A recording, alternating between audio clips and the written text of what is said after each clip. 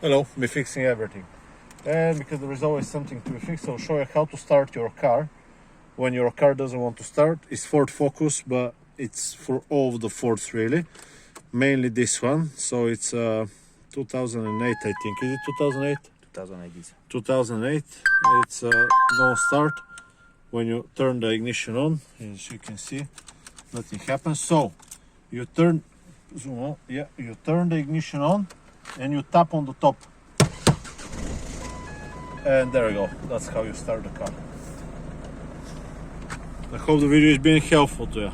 You need a re-soldering on the back of the instrument cluster. See you in the next one. Bye bye.